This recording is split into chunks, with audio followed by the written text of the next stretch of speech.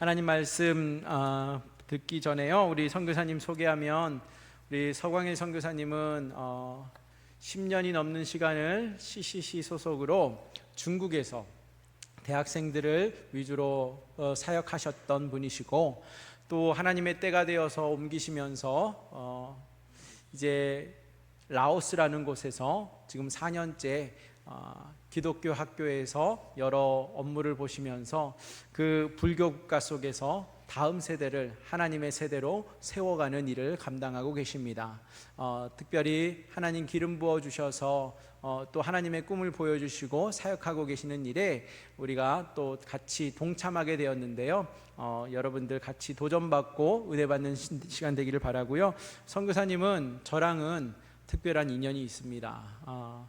제가 한국에 나와서 신학대학원 과정 공부하는 동안에 저랑 같이 공부하셨던 동기 목사님이시고 같은 반 목사님이세요. 그래서 정말 뜻깊고 감사한 일인데, 선교사님 또 우리와 함께 협력하게 되어서 너무나도 기쁘고, 오늘 주실 말씀 기대하는 마음으로 우리 선교사님 모실 때 뜨거운 박수와 환영하는 마음으로 할렐루야로 모시겠습니다. 할렐루야. 할렐루야. 네, 감사합니다. 저희 가족 사진이 있는데요. 먼저 띄워주시겠습니까? 제가 일부를 하면서 제가 시간을 잘 감각이 없어가지고 많이 놓쳤습니다. 가족 지금 사실은 저희가 98년부터 이제 저는 CCC 간사로 중국에 들어가서 중국의 대학생들을 전도하면서 사역을 했습니다. 그리고 잠깐 이제 쉬는 동안에 2007년에 이제 김원영 목사님이랑 같이 신대원에서 신학을 했고요. 그리고 2013년에 다시 나갔습니다. 나갈 때 이제 5명이었습니다. 근데 그때 큰 아이가 이제 5학년이었죠. 그래서 5학년부터 줄줄이 축축축 있었는데요.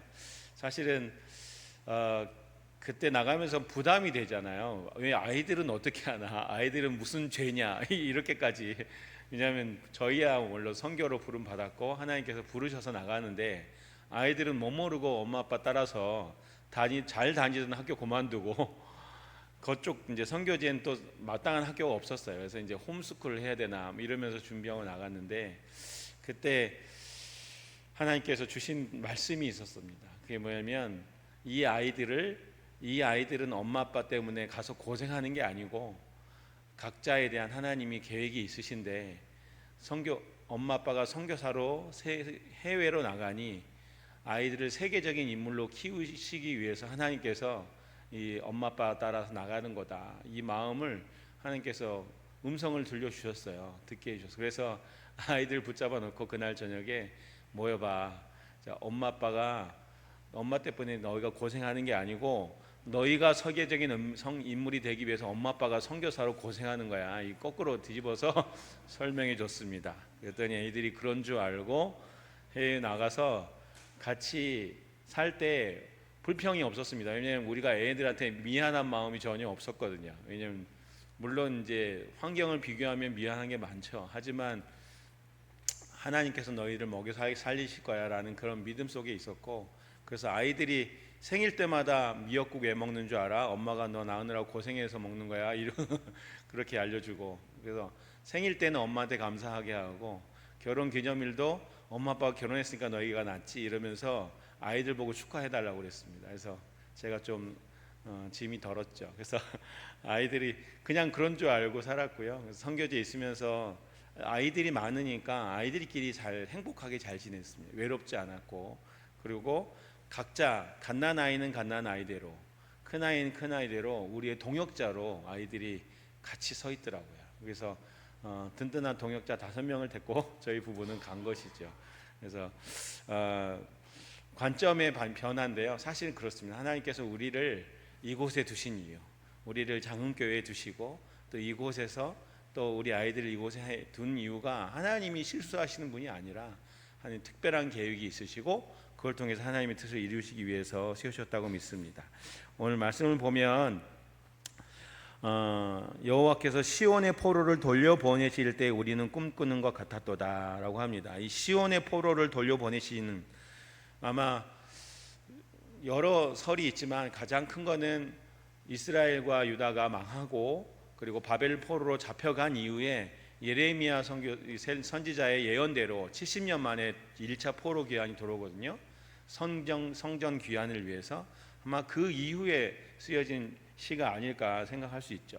시온으로 바벨론으로부터 페르시아로부터 그 제국에 압제하에 있다가 어느덧 갑자기 왕이 선포함으로 인해서 고향으로 돌아가서 성전을 지으라는 명령을 받았잖아요. 그거는 사실은 상상할 수도 없는 일이었는데 꿈 같은 일이 이스라엘 가운데 벌어졌던 것이죠. 제가 여기 서 있는 것도 사실은 저도 꿈 같고요. 장흥에 제가 여기 오다니 이 아름다운 곳에 사실은 저희는 이제 보면서 너무 좋다 좋다 이러고 다녔습니다. 어제부터. 그래서 목사님께서 계속 좋은 곳으로만 저를 인도해 주셨고요. 하여튼 잠자리도 최고의 잠자리를 저에게 허락하여 주셔서 은혜 가운데 참 누렸고요. 우리가 받은 가장 큰 꿈꾸는 것 같은 그런 축복이 무엇일까? 사실 우리가 모르겠어요. 여러분, 내가 라떼는 내가 옛적에는 잘 나갔었는데 아마 그런 데가 다들 있지 않으셨을까요? 그래서 뭐 모르겠습니다. 인생의 굴곡 가운데서 정말 행복하다, 정말 이런 때가 있을까? 이런 게 여러분 가운데 얼마나 있는지 모르겠습니다. 저는 뭐 재수하고 대학교 입학할 때도 진짜 꿈꾸는 것 같았고요. 얼떨떨했고 모르겠습니다. 뭐 어디 저는 이제 장거리 달리기를 잘해서 이렇게 트로피를 받거나 이럴 때도 이게 생신가 꿈인가 요즘 올림픽도 많이 하던데요. 그런 적이 있는데요. 가장 큰 우리에게 꿈꾼 것 같은 가장 큰 은혜가 사실은 다른 데 있지 않고요. 바로 여러분과 함께 있습니다. 바로 이 장흥교회 예배드리러 앉아있는 여러분이 바로 이 꿈꾸는 것 같은 그 꿈을 그 큰 은혜를 지금 누리고 있다는 것입니다. 이게 무슨 말씀이냐? 이 세상에서 가장 큰 복이 무엇이냐면 바로 예수님 믿는 것입니다. 여러분이 이전에는 죄의 포로에 사단의 속임수에 놓여서 포로로 잡혀 있었는데 예수 그리스도 그 죽으심으로 인해서 우리가 포로에서 회복되어서 하나님의 은혜를 누리는 것, 하나님이 우리에게 예비하신 풍성한 삶을 누리는 것, 하나님의 백성이 되는 것, 하나님이 주신 복의 자리에 있는 것, 바로 예배하는 것, 이게 바로 하나님이 우리에게 주시는 가장 큰 은혜입니다. 다른 데 있지 않고 여러분이 바로 그 은혜를 받은 사람이라는 것입니다. 그래서 제가 복자를 이제 중국에 있을 때 복자를 가지고 풀이를 많이 했습니다. 중국 사람들은 한 사람이 먹을 만한 밭이 있으면 한일 입구 박전 있으면 복 받은 사람이라고 쓰고 그 복을 또 심지어는 거꾸로 문에다 붙여 놓습니다. 복이 임하라고. 이게 따오가 이제 거꾸로라는데 그걸 따오래가 도착했다. 복이 우리 집에 도착했다 이러거든요. 근데 그 복자를 원래로 봤더니 제가 이제 선교지로 우리 아이들과 데리고 나갈 때 창세기 12장에 아브라함을 부르실 때 내가 너에게 복 주고라고 하잖아요. 그 복의 히브리어를 봤더니 바락이라고 하는데 이게 뭐냐면 하나님 앞에서 무릎 꿇고 있다 이 뜻이더라고요. 그래서 복과 하나님 앞에서 무릎 꿇고 있는 게 무슨 상관이 있을까? 근데 중국의 한자를 봤더니 그게 해석이 되더라고요. 히브리어와 중국의 한자의 만남인데요. 그 중국의 복자가 보일 시자는 하나님, 그 제단을 얘기합니다. 제단이고 원래 복자의 그 글자는 나중에 기회가 되면 다시 한번 보여드릴 텐데 포도주 잔을 들고 있는 손의 이 모습과 포도주 잔입니다. 포도주 잔을 줄이니까 이제 한일 입구 받전이 되는데 무슨 모습일까요? 제단 앞에서 누가 제사하고 있는 모습이죠. 그런데 이 한자를 만들었던 조상은 결국 우리가 보면 노아의 후손으로 볼 수가 있는데 하나님 앞에서 예배하고 있는 모습이죠. 그래서 복자는 원래는 무슨 밭이나 재산이나 이건 상관이 없습니다. 하나님 앞에서 예배하는 것이 복이라고 한자를 만든 조상은 그게 우리 조상이라고 얘기하기도 하더라고요. 그러면은 지금 히브리어의 복, 하나님 앞에서 무릎 꿇고 예배하는 모습과 그렇죠? 이 중국어의 그 복자는 결국 같은 말인 거죠. 누가 복 받은 사람이에요? 하나님께 예배하는 사람. 여러분 복 받은 사람입니까? 지금 예배 드리고 있잖아요. 우리가 뭐 구경 온 거 아니고 내가 이 시간 내 목소리와 모든 걸 다해서 하나님께 영광 돌리는 것, 이게 예배 아닙니까? 예배의 유일한 청중은 우리 하나님 아니십니까? 우리가 예배 구경하러 온 거 아니잖아요. 저도 오늘 장흥교회 예배 드리는데 8시부터였죠. 계속 찬양하는데 너무너무 감사했어요. 그래서 이곳이 특별히 하나님께서 사랑하는 성도들의 기도가 쌓인 곳이구나를 제가 앞에 있으면서 너무 느끼고 너무너무 저에게도 은혜가 됩니다. 내일 모레 선교지 나가는데 여러분과 함께 드리는 이 시간이 정말 저에게는 큰 복이었습니다. 그래서 여러분, 그래서 복은 그렇죠? 정말 꿈꾼 것 같은 것은 옛날 그때가 아니고 매일매일이 여러분이 하나님 앞에서 예배드리는 그 시간이 꿈꾸는 시간이고 하나님 앞에서 가장 행복한 시간이라는 것을 잊지 마시기 바랍니다. 그래서 여러분은 누구라고요? 복 받은 사람입니다. 그래서 여러분은 그래서 지금 뭐 집에 가서도 그렇고요. 나이가 드시든 어떻든 그렇죠? 나 같은 사람이 이러지 마시고요. 하나님 여러분을 하나님 백성으로 삼아주셨고 하나님 형상으로 세우셨기 때문에 여러분이 어디를 가든지 선포하십시오. 그렇죠? 신입 사원이든지 그렇죠? 나이가 뭐 병이 들건 어떻든 상관없이 이 집은 나 때문에 복 받은 거야 라고 선포하시고 이 회사는 나 때문에 복 받을 거야 이렇게 선포하시기 바랍니다. 아멘입니까? 네. 우리 자녀는 나 때문에 복 받을 거야 이렇게 선포하십시오. 뭐 그렇게 하시죠. 내 남편은 나 때문에 복 받은 거야. 모든 남편은 사실 다 압니다. 우리 아내 때문에 우리 집이 잘 된다는 거 다 알고 있습니다. 그래서 외람되지만 저 때문에 우리 가족이 우리 자녀들이 복 받을 거야 선포하십시오. 하나님이 원래 그렇게 우리를 부르셨습니다. 그래서 가장 큰 복은 다른 데 있지 않다라는 것들을 여러분 기억했으면 좋겠고요. 두 번째 보면 그때 우리 입에는 웃음이 가득하고 찬양이 찼었도다. 그때 문 나라 가운데서 말하길 여호와께서 그들을 위하여 큰 일을 행하셨다 하였도다. 여호와께서 우리를 위하여 큰 일을 행하셨으니 우리는 기쁘도다. 여기 보면 하나님께서 큰 일을 행하신 것이 누가? 문 나라가 이웃에서 다른 사람이 먼저 알아봅니다. 그리고 그 반응을 보면서 우리도 큰 기쁨이 넘쳐나는 것을 보게 되죠. 구원받은 사람, 우리가 방금 복 받았다 그랬죠. 복 받은 사람의 가장 큰 특징이 뭘까요? 제가 꿈꾸는 것 같은 가장 큰 기억이 뭐냐면 중국에서 추방당했을 때입니다. 이게 2018년 9월 3일 날 제가 잡혔고 중국의 국정원 같은 정보기관에서 우리를 잡으러 왔어요. 막 문을 두드리더니 한 15명인가 구둣발로 우리 집을 들어오더라고요. 그러면서 비디오 카메라로 들이대고 그리고 이제 끌려가서 조사하는 것도 다 비디오로 찍고 뭐 이런 장면이었는데요. 그때가 사실은 슬픔이잖아요. 뭐 이런 일을 다 당할까. 저희 아내는 학교에서 가르치다가 잡혀서 집에 와서 신문 받고, 왜냐면 그때 넷째 다섯째가 어려가지고 집에 있었거든요. 그러니까 이제 그래도 그나마 배려해 준다고. 그때 넷째 다섯째는 막 열심히 놀다가 중국 그 경찰들이 먹을 걸 점심도 사주고 저녁도 사주니까 너무 좋아가지고 엄마 아빠 간섭 안 하고 너무 재밌게 놀았어요. 근데 목요일 날 밤에 한 11시 반인가 제가 집에 왔는데 그때부터 저 이제 짐을 쌌죠. 왜냐면 토요일 날 오후에 나가라고 해서 비행기를 끊었거든요. 그때는 홍콩, 이제 중국 국내에서 나가야 되는 게 이게 홍콩이었습니다. 그래서 금요일 날 우리가 짐을 싸다가 무슨 밥을 먹어 하면서 했다가 그래도 아내와 저희가 지혜를 하나님께서 주셔서 우리가 여기서 제일 좋아했던 식당을 하나씩 다 가서 맛있게 먹고 우리 나가자. 이때는 하나님께서 정하신 것이니 어쩔 수 없다 하면서 점심 저녁을 맛있게 먹었는데, 그 먹을 때마다 우리 그 중국 식당은 방에서 먹잖아요. 이렇게 판 돌리면서. 근데 그때 우리 동역자들이 우리 소식을 듣고 막 온 거예요. 제 제자들도 이렇게 사역자도 시켰는데 그 친구들도 오고. 보는 순간 이렇게 눈물이 훅 나더라고요. 그래서 밥과 눈물이 함께 저희가 먹었는데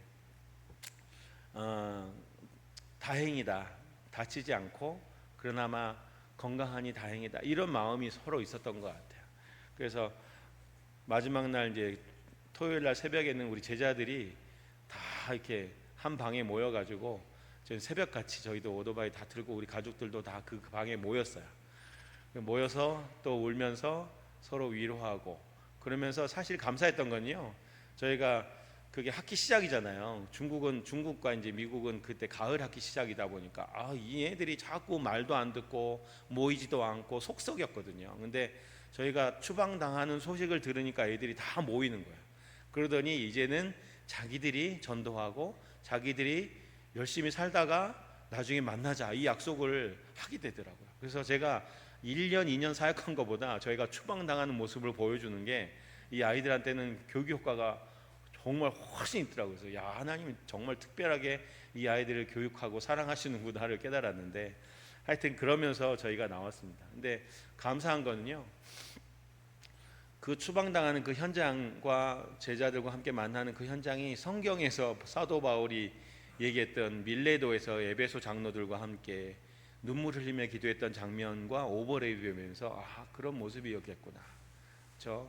그리고 추방당했지만 추방당할 때도 사실 중국 경찰들이 공항까지 다 좋은 차로 다 보내주고 공짜로 보내주고 비디오로 찍으면서 끝까지 어떤 제가 스타도 아닌데 계속 비디오 찍어주고 하여튼 뭐 공항 비행기도 제일 먼저 태워주고 그게 이제 저희는 좋게 해석했습니다. 하나님께서 야, 이 중국 경찰들을 통해서 우리가 수고했다고 이렇게 VIP 기빙 대접을 해주는구나 이렇게 해석고요. 물론 제자들은 저 창가에서 몰래 서가지고 이렇게 인사하고 이렇게 표시를 할 수 없으니까 그런 아련한 장면들이 지나갑니다. 근데 그것을 지금 해석해 보니 그 장면은 하나님께서 제가 중국 선교를 98년부터 했으면 오래 했지 않습니까? 근데 계속 선교 중국을 외쳤지만 선교사인 우리가 계속 선교지 중국에 있으니까 중국 사람들이 선교지로 나가지를 못하는 거예요.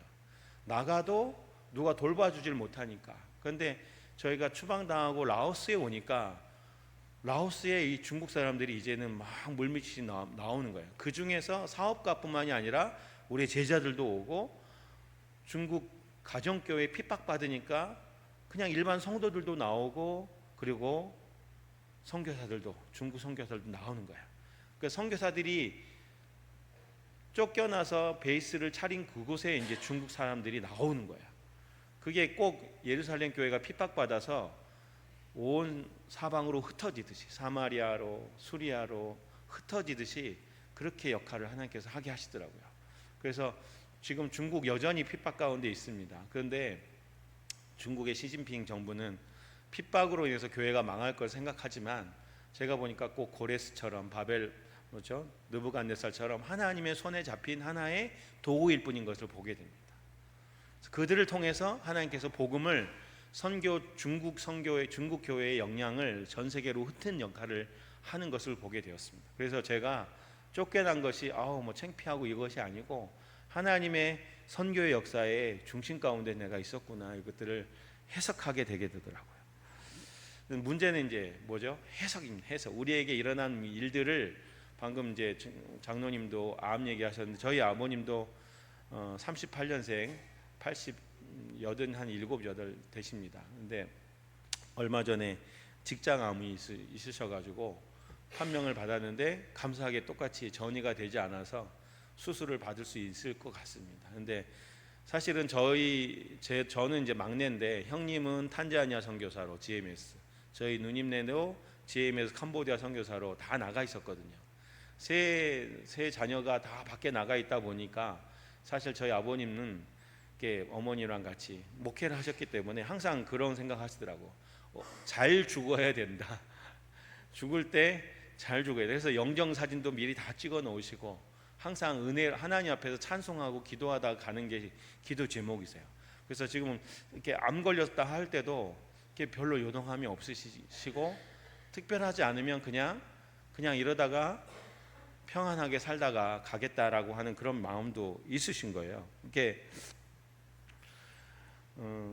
말씀을 이렇게 마무리하다 보면 결국은 우리에게 일어난 사건이 중요한 게 아니라 이걸 통해서 하나님이 하고 싶어 하신 것이 무엇인가를 해석할 수 있는 게 우리 안에 있다는 거죠.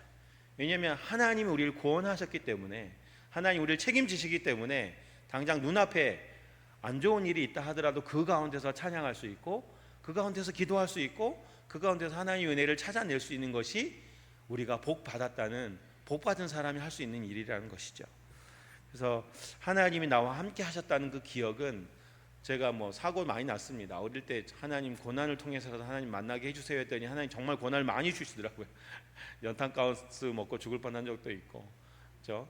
교통사고 내서 중국에서 감옥 갈 뻔한 적도 있어요. 제가 운전하는데 오토바이가 와서 부딪혀가지고 그분이 돌아가실 뻔했거든요. 근데 그런 사건을 겪을 때마다 깨닫는 건 하나님의 은혜가 그것보다 더 크다는 거죠. 우리가 맞이하는 고난보다 하나님은 더 큰 은혜를 주시고, 우리가 맞이하는 장애물보다, 큰 산보다 더 큰 은혜를 하나님께서 그때마다 주셔요. 그때마다 만나주시고 내가 너와 함께 있어, 염려하지 마라고 응답해 주셨어요. 그래서 저는 우리 제자들에게도 얘기합니다. 고난 받기를 사모해라. 고난이 없어서 하나님도 하나님 없어도 되는 것처럼 살지 말고, 고난 속에서 항상 하나님이 주신 은혜를 사모하고 하나님과 함께 계심을 누려라라고 그렇게 선포하고 있습니다. 네, 잠깐 이제 제 라오스 영상을 보여드리고 마무리를 하려고 하는데요. 사역 영상을 좀 틀어주십시오.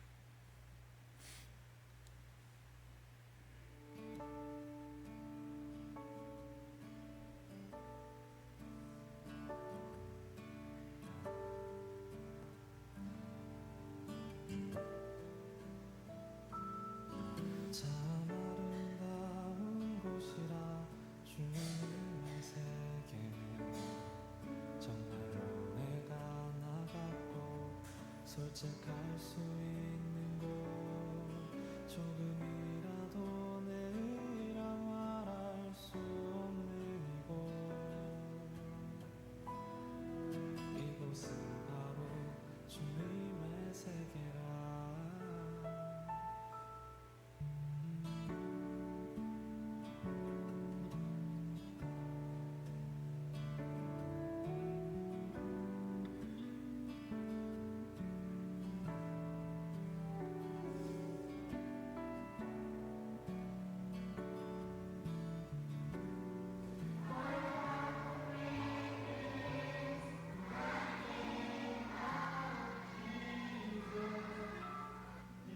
세상은 항상 그 길이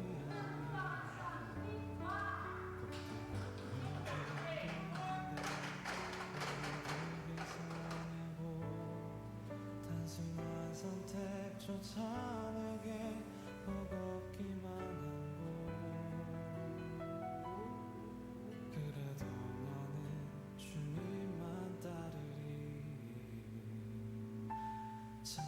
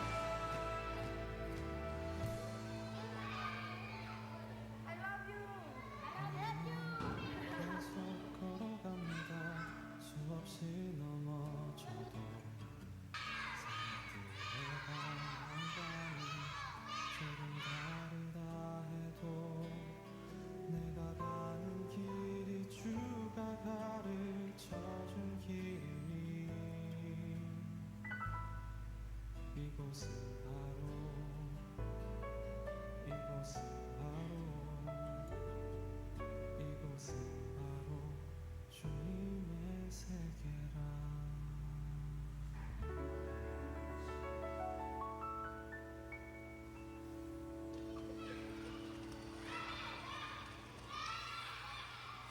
네, 라오스 저희가 사역했던 곳은 이제 기독교 교재를 사용하였지만 요즘에 이제 제가 4년을 지나가면서 교재와 예배와 형식과 이게 문제가 아니고 결국은 그걸 가르치는 교사가 얼만큼이나 이걸 잘 소화해서 가르치는 게 가장 문제라는 것을 보게 되었습니다. 그래서 지금은 이제 한 학교만을 섬겼다가 이제는 전체 라오스의 교육을 좀 돌아보고 좀 이렇게 라오스 교사들을 양육하고 여러 영역을 할 수 있도록 좀 하나님께서 지경을 넓혀 주셨습니다.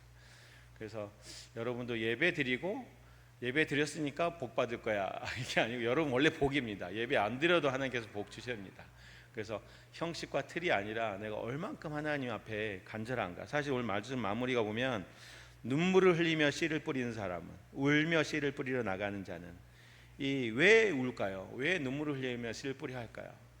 이 라오스 땅도 그렇지만 이스라엘도 마찬가지입니다. 그래서 건기 때 보면 비가 하나도 안 옵니다. 아까 방금 제가 아이들이랑 물놀이 했는데 라오스는 구정 명절이 4월입니다. 건기입니다. 정말 삐쩍 말랐습니다. 지금 이게 한국 날씨가 제가 느끼기에는 좀 따뜻합니다. 근데 여러분은 덥다고 그러시는데 왜냐하면 3월부터 5월은 한 47도 막 이렇게 넘어가거든요. 그런데 그때 라오스는 비를 간절히 바라는 마음에 이렇게 물 축제를 합니다. 그게 이제 불교 문화이기도 하지만 보면 이스라엘이 울며 왜 씨를 뿌려야 되냐? 말라 있는 땅이거든요.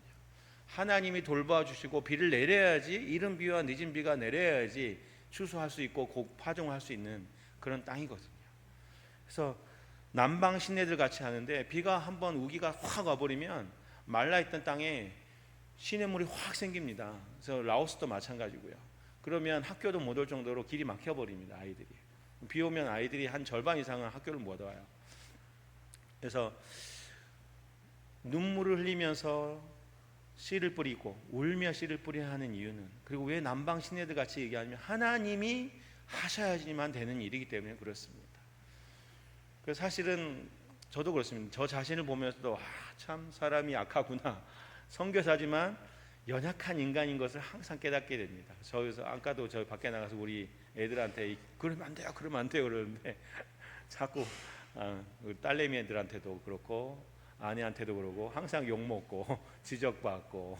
근데 저희 아버지 어머니도 80이 넘으셨는데 똑같이 그러시더라고요. 그래서 나도 나중에 저렇겠구나. 그런데 잘 살고 있는 뜻입니다. 잔소리 듣는 거는요. 근데 연약한 저의 모습, 아니면 우리 자녀들, 그렇죠? 자녀들을 생각하고 어쩌면 직장과 뭐 개인적인 문제와 가정을 생각하면 사실은 눈물을 흘리지 않을 수 없는, 그래서 예수님도 애통하는 자는 복이 있나니라고 얘기하신 것이 뭐죠? 우리가 할 수 없기 때문에 나 자신을 바꾸는 것도 그렇고 우리 자녀들을 바꾸는 것도 그렇고, 그렇죠? 우리 현재 이 상황을 어떻게 타개할 것인가. 결국 하나님이 돌보아 주시고 하나님이 책임져 주시지 않으면 안 되는 것이기 때문에 눈물을 흘릴 수밖에 없는 것이죠. 제가 마지막 사진이 하나 있는데 라오스의 제 학생이 이런 모습으로 있나요? 12월 재작년 12월에 크리스마스 휴가인데요. 사진이 마지막 사진이 두 개 있는데요. 뭐 라오스의 유명한 승려도 아니고요, 달라이 라마도 아니고 우리 학교 학생입니다. 크리스마스 때 단기로 출가를 합니다. 왜 단기냐면 뭐 이렇게 좀 깜짝 놀랐어요. 얘가 이제 절에 뺏겼구나 이랬는데 크리스마스 지나서 다음 페이지 넘기면 학교에 왔습니다. 머리 깎고 저러고. 그래서 왜 출가를 하냐면 가족 중에 누가 돌아가시면 머리부터 털을 다 밀고 출가를 합니다. 이러면 그 공덕이 쌓여서 돌아가신 분이 다음에 인간으로 환생할 수 있도록 단기로 하는 거예요. 근데 얘가 다음 1월 달에 다시 학교에 계약하는데 왔는데 그때 여기 장면이 창조과학 세미나를 3일 동안 했어요. 1강부터 12강까지 전문 강사가 오셔가지고 노화 방주도 만들고, 얘가 맨 앞자리에 앉아가지고 하나님이 천지를 창조했다고 믿는 사람 손 들어봐 그랬더니 얘가 맨 앞자리에서 손을 번쩍 들었어요. 그래서 우리 스님이 창조주 하나님을 인정한다고 하니 너무 은혜가 됐죠. 사실 이게 라오스의 현실입니다. 라오스가 어릴 때부터 불교에 찌들어 있고 있다 보니까 죽으면 천국 환송 예배처럼 너무너무 기쁘게 보내줍니다. 왜냐하면 다음에 인간으로 태어날 것이니까. 이게 숙명론인데, 공산주의에 이 불교가 쓰여 있으니까 라오스 사람들이 너무나 착한데도 불구하고, 왜 착하냐면 다음에 인간으로 못 태어날까 봐. 그건 뭐죠? 이 사단이 이들을 붙잡고 있는 게 속임으로 붙잡고 있는 거죠. 다음 생에. 그래서 이 생에는 그냥 만족하고 불만 없이 잘 살아야 되는 거예요. 이게 이제 어쩌면 우리 기독교에서도 행위로 구원받는 걸 강조하다 보면 그런 부분이 위험할 수가 있는데, 그래서 사실은 제가 이 울며 씨를 뿌리는 이걸 할 때마다 이 라오스 생각이 나서 이 말씀을 복음을 선택했습니다. 사실은 울 일이 라오스 사람도 있지만 사실은 내 개인적으로도 있고, 자녀들을 보면서도, 이 나라를 보면서도 보면 기도할 수밖에 없지 않습니까? 저 북한을 보면서도 그렇고요. 그래서 울며 우리의 남은 저 북한의 자녀들, 하나님의 백성들을 돌려보내기를 위해서도 우리가 울며 기도해야 됩니다. 왜 그럴까요? 결론은 정해져 있습니다. 하나님 우리를 구원해 주셨기 때문에 기쁨으로 단을 거두게 할 것입니다. 하나님은 그렇게 하실 분이십니다. 그리고 한 가지는 하나님이 우리를 위해 울고 계시기 때문에 그렇습니다. 하나님이 우리를 위해 우시기 때문에 당신의 독생하신 자녀를 우리를 위해서 제물로, 희생 제물로 주신 거 아닙니까? 그래서 어느 누구가 아니라 하나님 자신이 우리를 위해 울고 계시고, 당신의 자녀를 우리를 위해 주실 정도로 우리를 사랑하시기 때문에 우리가 울어야 하는 것입니다. 하나님의 마음을 가지고 울면서 자신을 위해서 기도하시고, 자녀를 위해 기도하시고, 선교지 라오스를 위해 기도해 주시고요, 그 땅에 잃어버린 백성들을 위해서 기도해 주십시오.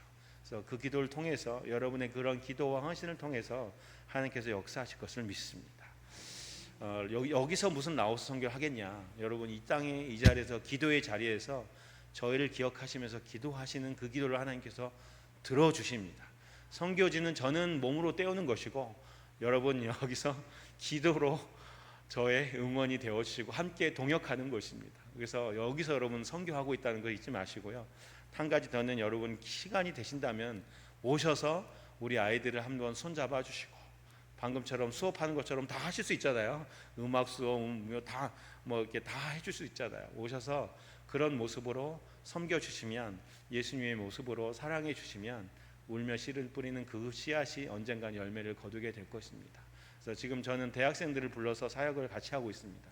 대학생들도 그것을 통해서 자기를 발견하는 시간을 갖게 되고, 또 그 동역자를 통해서 하나님께서 또 이 라오스의 영혼들을 만지시고 계십니다. 한 장흥교회도 기회가 되시면 기도하면서 나아오시면 함께 현장에서 저와 또 사역도 하실 수 있다라고 믿습니다. 네, 그래서 말씀을 마치려고 하는데요. 네, 이 세상을 살아가면서 울지 않는다면 하나님의 마음을 모르는 거라고 생각이 듭니다. 그래서 꽃들도라고 한 그 찬양도 사실 울면서 불러야 될 찬양인데, 하나님의 마음으로 이 세상을 바라보면서, 자기 자신을 바라보면서, 특별히 자녀들을 바라보면서 이렇게 울 때 그 우는 마음을 하나님께서 들어주시고, 하나님 원래 계획하신 대로, 뜻대로 우리 안에 정말 추수의 기쁨, 큰 기쁨을 허락하여 주실 것을 믿습니다. 함께 이 저를 위해서, 그리고 여러분을 위해서 그렇게 기도하는 우리 장흥교회 성도님 되었으면 좋겠고요. 앞으로도 계속 아름다운 동역을 통해서 하나님께서 역사하실 것을 기대합니다. 네, 마치겠습니다. 기도하고 마칠까요? 네, 제가 말씀을 기도로 마치겠습니다. 하나님 아버지, 감사합니다. 하나님, 우리를 불러주셔서 하나님 백성 삼아 주시고 복덩어리로 우리를 불러주심을 감사합니다. 하나님, 다른 곳에서가 아니라 항상 하나님의 존전에서 하나님 주신 복을 누리며 살게 하시고, 그 복을 가지고 눈물을 흘리며 하나님 아버지의 마음으로 기도하며 하나님 아버지의 사역에 동참할 수 있게 하여 주시옵소서. 그 기도를 통해서 놀라운 역사를 이루실 주님을 기대합니다. 감사하며 예수님으로 기도했습니다.